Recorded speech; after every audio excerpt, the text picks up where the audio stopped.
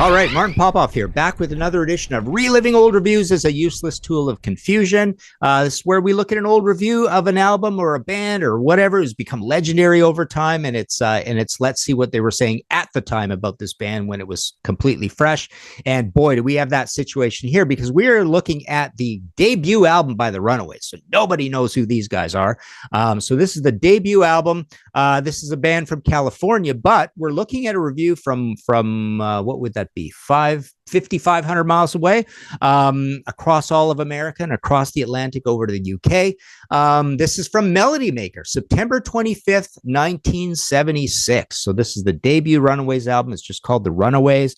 This is a review by MP. I don't know who that is, but here we go. I'm going to read it and just kind of review as we go along, but let's see what they say about this new band of all girls, right? Young girls. Pretty hard rocking album. And let's see what they have to say. America, it must be said, without malice, has certainly cornered the market in teen queens. Whole chunks of rock ideology have been devoted to the all-American girl woman who's launched 1,000 teen dreams. It now seems only logical that the girl, in this particular case, 5 different versions of her, should turn around and take a slice of the action for a change, i.e. rock out and join the boys.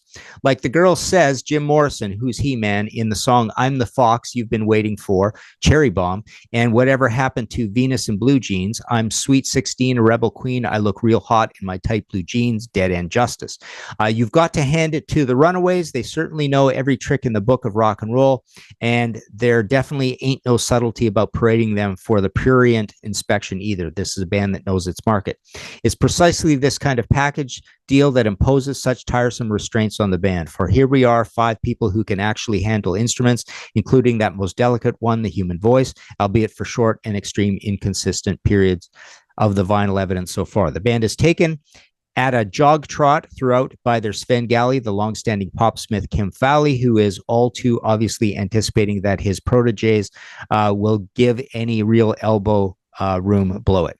Will, given any elbow room, blow it. I went and played this record again before I did this review, just to remind myself of it, and I'm a little underwhelmed. I think Queens of Noise is better, and Wait for the Night is better. It's almost like a heavier version of Susie Quattro. It's kind of got a real kind of conservative roots rock power chord vibe. The riffs aren't particularly well thought out, but as kids, we loved it. I mean, I got this as a new release back in 76, and it was pretty heavy, right? For 1976, it slotted right in there with your Aerosmiths and Ted Nugents and Kiss. It's very much like Kiss, really. It's like Kiss and Stars. The parts of Stars that are like Kiss, it's a little bit like that, right? But yeah, like I say, heavy Susie Quattro, maybe early Sweet, before Sweet Fanny Adams kind of Sweet. So it's pretty simple stuff, but well recorded, and yeah, just generally fairly rocking throughout. He certainly has grounds for these suspicions, in that there are numerous occasions on this album when the Runaways collectively and individually display lame vocals, out-of-tune guitar runs, and grinding rhythms that seem to suffer from clanking gears. Fowley has in the past made his mark predominantly in the teen scene, and the Runaways' first album includes at least one good Fowley song, Is It Day or Night? Is It Day or Night? White Flowers Weep in Their Warm Dust to Sleep, and It's Dog Eat Dog Tonight. Trouble is, the monotonous 1-2 beat maintained throughout eventually breaks the back of whatever spontaneity was there to begin with, and the vocalists find great difficulty in sustaining their notes. Yeah, spontaneity is lacking on this album. It does sound a little bit stiff, but like I say, it's competently recorded, competently played, and admirably heavy at the time. Fanny wasn't heavy. Bertha wasn't particularly heavy, but Fanny was a real disappointment, right? Some of those albums look like they should have been pretty heavy, but they were quite poppy, right?